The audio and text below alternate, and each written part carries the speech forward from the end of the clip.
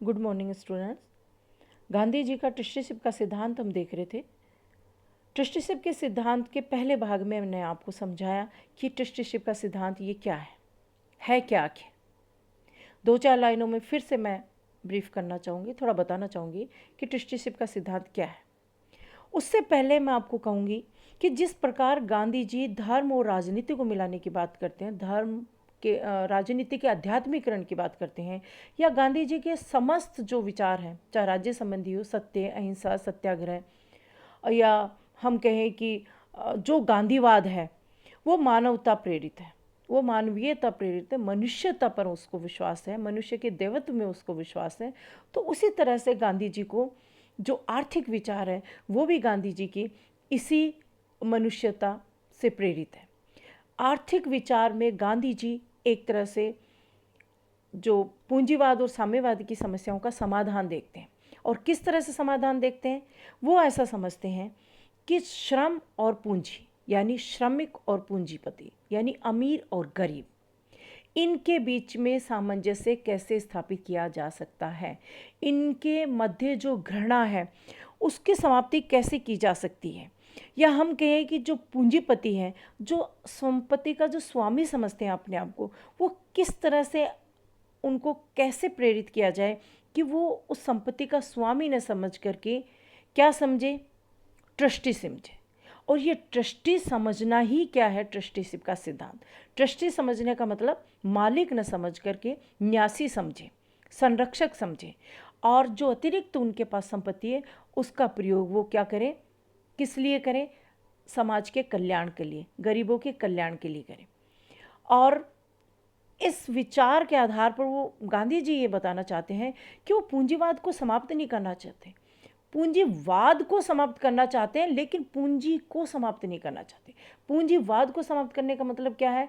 पूंजीवाद के पीछे जो शोषण, हिंसा, तनाव, संघर्ष, अमीर और गरीब के बीच में जो घृणा है उसको समाप्त करना चाहते हैं, क्योंकि यही पूंजीवाद की बुराइयां हैं। तो इसके लिए वो एक ट्रस्टीशिप का सिद्धांत हमारे सामने रखते हैं। गांधी जी के समय में जो दूसरी लोकप्रिय विचारधारा थी, जिसको राज्य अपने अर्थतंत्र का आधार समझते थे कुछ राज्यों में, वो थी साम्यवादी विचारधारा, समाजवादी सोच वाली विचारधारा।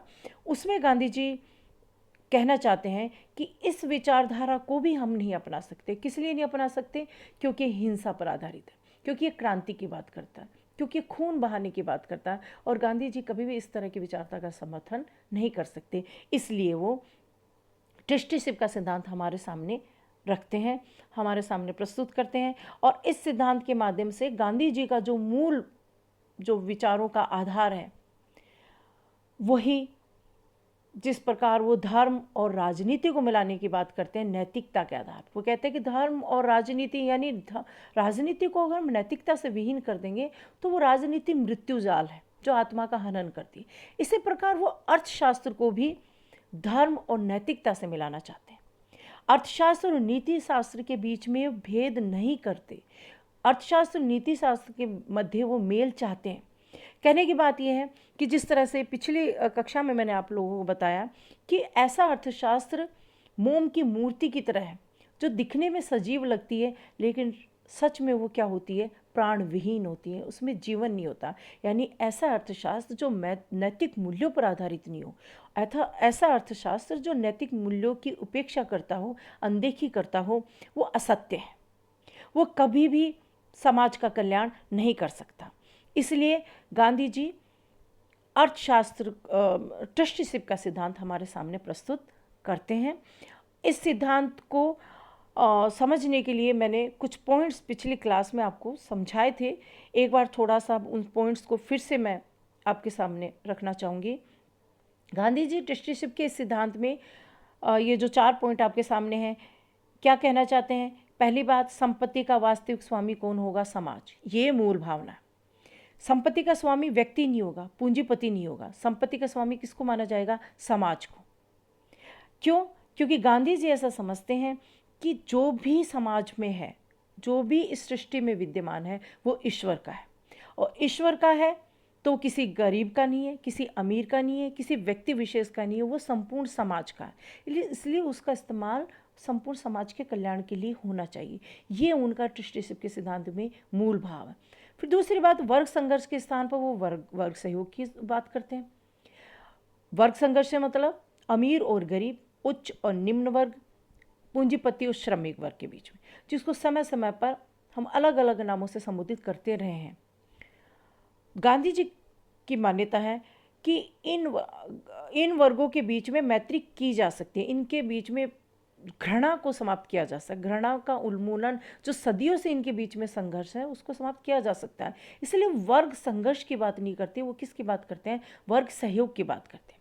तीसरी बात, अहिंसक पद्धति द्वारा पूंजीवाद की समाप्ति। देखिए, पूंजीवाद को समाप्त करना चाहते हैं, जैसे मैंने पहले कहा।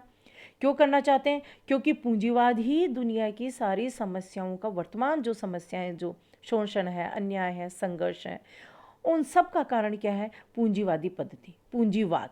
क्यों?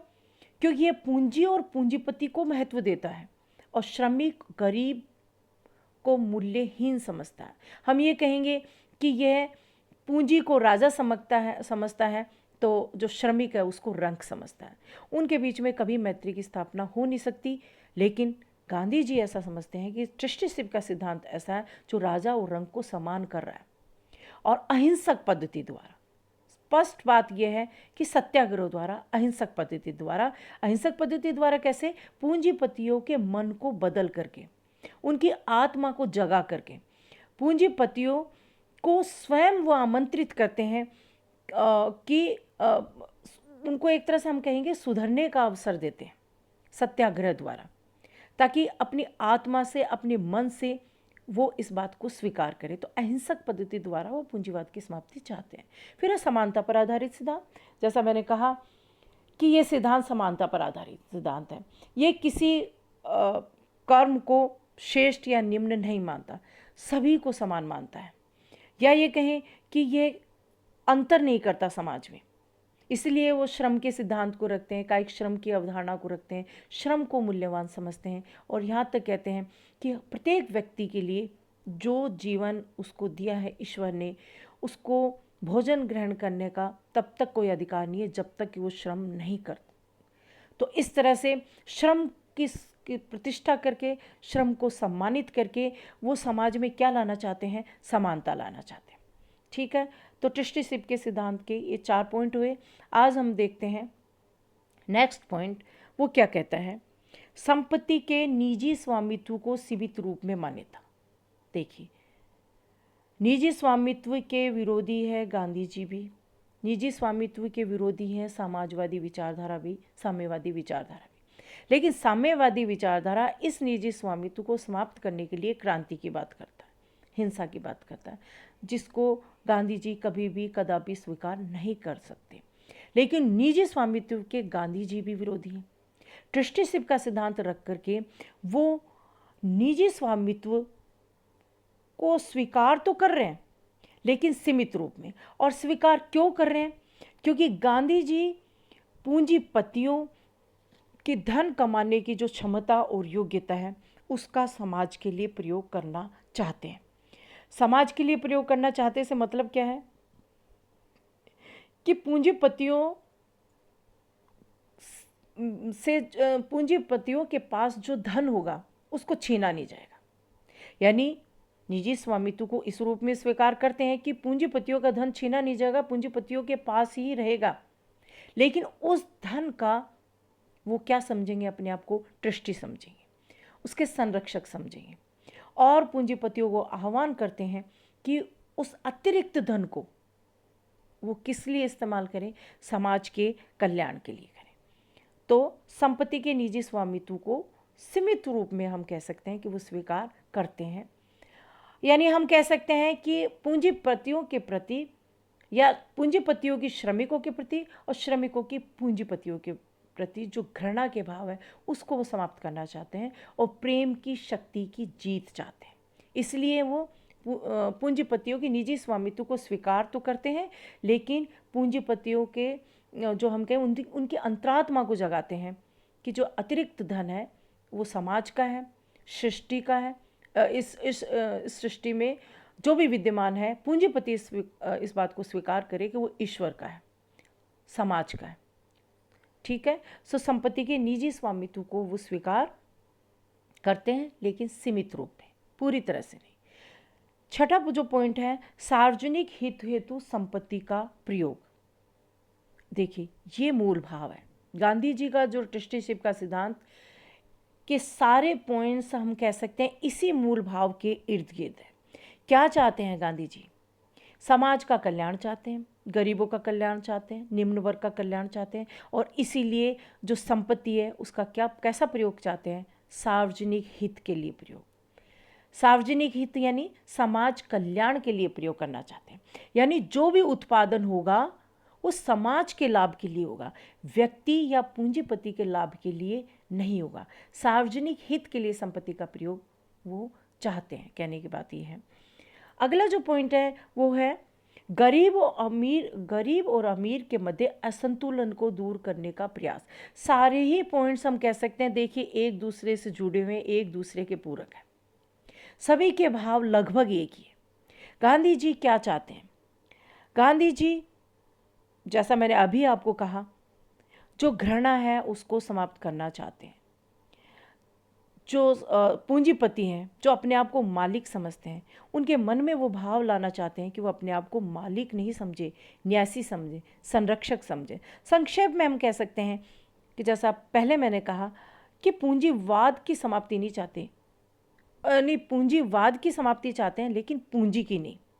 पूंजीपतियों का विनाश नहीं चाहते, पूंजीवाद का विनाश चाहते हैं। देखिए, दो बात है, पूंजीवाद का विनाश चाहते हैं, पूंजीवाद के साथ जुड़ी हुई समस्त जो शोषणकारी जो बातें हैं उन सबको समाप्त करना चाहते हैं। लेकिन इसका मतलब ये नहीं कि पूंजीपतियों को समाप्त करना चाहते हैं, जिस तरह से साम्यवाद कहता है। साम्यवाद कहता है कि पूंजीवाद और पूंजीपति, उसका समूल नाश होना चाहिए।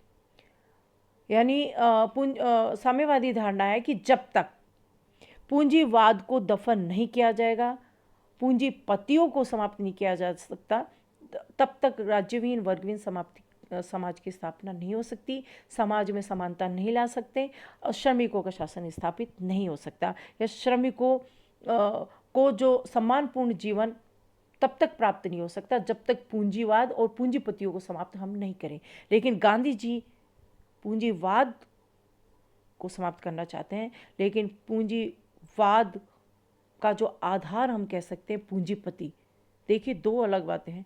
पूंजीवाद को समाप्त करना चाहते हैं, लेकिन पूंजीपतियों को समाप्त नहीं करना चाहते हैं। और जैसा मैंने पहले आपको कहा कि पूंजीपतियों को क्यों नहीं समाप्त करना चाहते हैं, ताकि समाज का कल्याण उनके द्वारा किया जा सके। तो इस तरह से हम कहेंगे कि गरीब सार्वजनिक हित के लिए संपत्ति का प्रयोग चाहते हैं, और गरीब और अमीर के मध्य वो असंतुलन दूर करने का प्रयास कर रहे हैं, इस तरह की नीतियों को रख करके। ठीक है, पूंजीवाद के खिलाफ है, लेकिन पूंजीपतियों के खिलाफ नहीं। इसलिए जैसा ऊपर कहा कि निजी स्वामित्व का वो सीमित रूप में मान्यता दे रहे हैं। सीमित रूप में इसलिए क्योंकि अंततः अधिकार राज्य का रहेगा। अगर पूंजीपति ट्रस्टीशिप के सिद्धांत के अकॉर्डिंगली तैयार नहीं होते हैं तो उनको सत्याग्रह द्वारा तैयार किया जाएगा, अहिंसक नीति द्वारा तैयार किया जाएगा। लेकिन फिर भी अगर तैयार नहीं होते हैं तो राज्य को अधिकार होगा कि राज्य को अधिकार होगा इस तरह के पूंजीपतियों के खिलाफ कानून के प्रयोग का। ठीक है, इसी तरह से जो 8th पॉइंट है, उत्पादन लाभ के लिए नहीं वरन सामाजिक आवश्यकताओं की। वही वाली बात फिर आ रही है, जो उत्पादन होगा वो सामाजिक आवश्यकताओं के लिए होगा, लाभ के लिए। देखिए, दो चीज़ें हैं। जो बिजनेस होता है उसका मूल आधार क्या होता है? लाभ, प्रॉफिट। और पूंजीपति प्रॉफिट के लिए ही जीता है, और इस प्रॉफिट के लिए ही वो शोषण करता है। श्रमिकों का अधिकाधिक वो शोषण इस प्रॉफिट के लिए ही करता है, इस लाभ के लिए ही करता है। लेकिन गांधी जी क्या कह रहे हैं? ये लोग जो लाभ का तत्व है इसको वो समाप्त करना चाहते हैं। उत्पादन लाभ के लिए नहीं होगा, जिस तरह की सामाजिक आवश्यकताएं होंगी उसके आधार, और जब लाभ के लिए नहीं होगा तो शोषण भी नहीं होगा, संघर्ष भी नहीं होगा, और पूंजी और श्रमिक के बीच में घृणा भी डेवलप नहीं होगी। तो इस तरह से गांधी जी कहते हैं कि उत्पादन जो होगा वो लाभ के लिए नहीं होगा, सामाजिक आवश्यकताओं, हमारी आवश्यकताओं के लिए होगा, बेसिक जो ज़रूरतें हैं उसके लिए होगा। देखिए, ये गांधी जी इस जो जो ट्रस्टीशिप का सिद्धांत है, ये कुछ 2 पंक्तियां हैं। क्या कह रहे हैं Gandhi ji? Gandhi ji's ideas focused around the concept of dharma, duty to the society। Main जो गांधी जी जो ईश्वर, धर्म और सत्य की बात करते हैं, उनका जीवन का आधार है। ये जीवन का आधार क्या? उन सारे विचारों का आधार है। यही धर्म है जो सोसाइटी के प्रति, जो हम समाज के प्रति है, और धर्म जो है समाज के प्रत्येक क्षेत्र में है। तो गांधी जी का जो ट्रस्टीशिप का सिद्धांत है वो भी इसी के इर्द गिर्द है। और क्या कह रहे हैं कि जो बिजनेस का रोल है, वो जो बिजनेस का रोल है वो क्या है? Being of a trustee of steward of what you hold. यानी क्या कहना चाहते हैं कि बिजनेस का रोल क्या होना, ट्रस्टी का रोल क्या होना, कि जो समाज में व्यवस्था है और जो बिजनेस है वो समाज के लिए है। समाज में जो विद्यमान है, जो भी समाज का कल्याण हम कर सकते हैं उसके लिए वो होना चाहिए बिजनेस का रोल। व्यवस्था करना समाज में, धर्म की, न्याय की व्यवस्था अर्थ के आधार पर भी करना। कहने की बात यह है, वो ये कहना चाहते हैं कि अर्थशास्त्र भी धर्म के सिद्धांतों पर टिका हुआ है, नैतिकता के आधार पर टिका हुआ है। और क्या कहें, सरप्लस जो वेल्थ है, जो अतिरिक्त जो संपत्ति है, वो किसके पास होगी? उसको सामान्य आवश्यकताओं, सामान्य हित के लिए यूज किया जाएगा। क्या कह रहे हैं? Surplus wealth needs to be kept in trust for common good and the welfare of others. यानी समाज के कल्याण के लिए होगा। जो सामान्य हित होंगे उनके लिए, जो पूंजीपति है उनकी जो अतिरिक्त संपत्ति होगी समाज के कल्याण के लिए होगी, सामान्य हित के लिए होगी, जिसमें सबका कल्याण होगा। ये गांधी जी का ट्रस्टीशिप का मूल आधार है। कहने की बात यह है। फिर अगला जो पॉइंट है, क्या कह रहे हैं? ट्रस्टीशिप के सिद्धांत में उत्तराधिकार नहीं। देखिए, जो ट्रस्टीशिप का सिद्धांत है उसमें उत्तराधिकार नहीं होगा। यानी कहने की बात है कि आज जिसको हम ट्रस्टी बना रहे हैं, तो क्या उसके उत्तराधिकारी को भी ट्रस्टी बनाया जाएगा? उत्तराधिकारी को नहीं बनाया जाएगा तो इसका मतलब उस जो ट्रस्टी है, जो पूंजीपति है, उसकी समस्त संपत्ति क्या राज्य को दे दी जाएगी? इसका मतलब ये हुआ, क्या राज्य को प्रदान कर दी जाएगी? देखिए, यहाँ गांधी जी ये कहना चाहते हैं ट्रस्टीशिप के सिद्धांत में कि ट्रस्टीशिप का कोई उत्तराधिकारी तो नहीं होगा। ये वो स्पष्ट कर रहे हैं। उत्तराधिकारी हकीकत में कौन हो गए? जनता, समाज। ठीक है।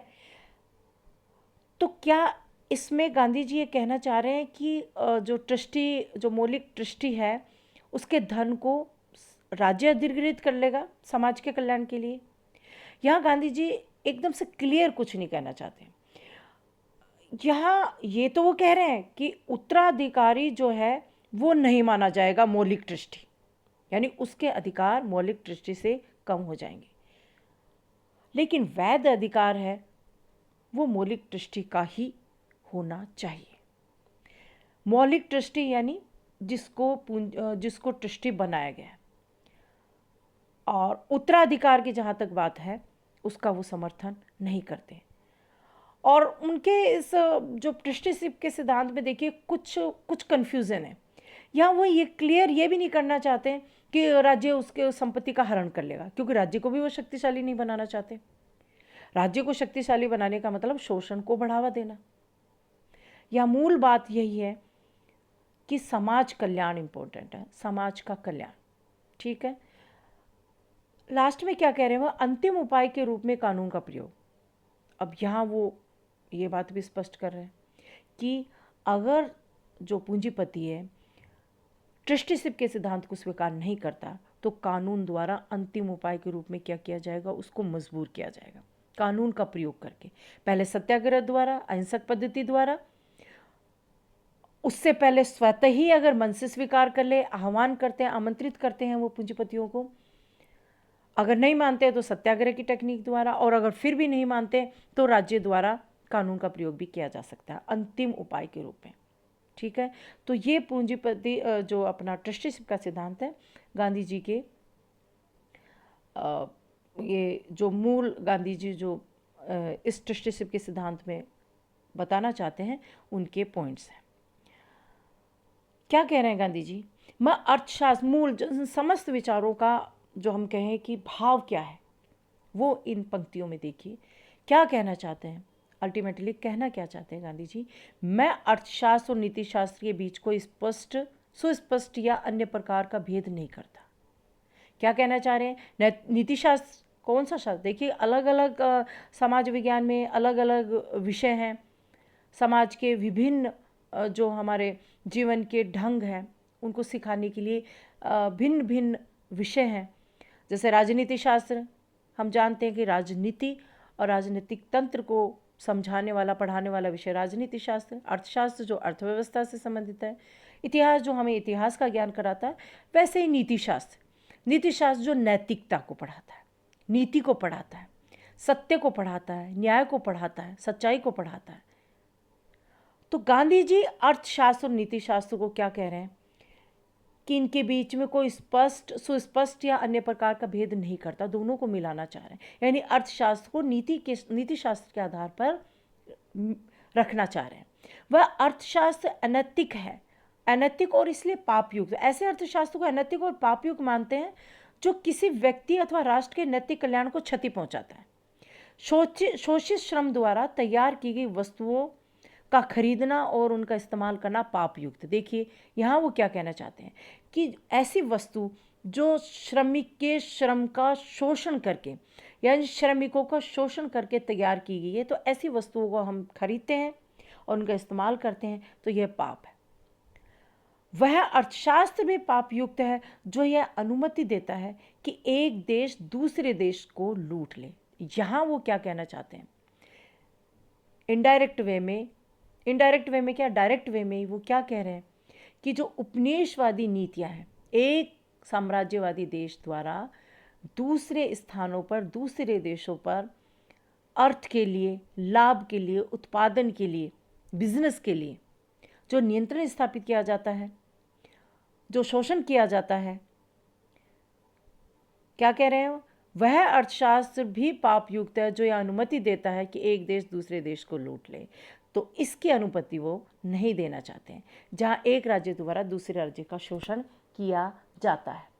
तो इस तरह से गांधी जी अर्थशास्त्र को, नीति शास्त्र को, दोनों को मिलाने की बात कर रहे हैं। और सिर्फ अर्थशास्त्र की बात नहीं है, गांधी जी के समस्त विचारों में हमें यही बात नज़र आती है। गांधी जी नीति, नैतिकता, न्याय, धर्म और जो हम बात करते हैं सत्य, अहिंसा, सत्याग्रह, समस्त विचारों का आधार उनके नैतिकता से ओतप्रोत विचार ही हैं। और गांधी जी के ट्रस्टीशिप के सिद्धांत को हम इतना ही समझेंगे। नेक्स्ट जो भाग है उसमें हम गांधी जी के ट्रस्टीशिप के सिद्धांत की आलोचना देखेंगे। वो कितना व्यवहारिक है, कितना सैद्धांतिक है, कितना आदर्श है और कितना वास्तव में ही मानव जाति के कल्याण के लिए प्रयुक्त हो सकता है, इसको हम देखेंगे। धन्यवाद। आज के लिए इतना ही।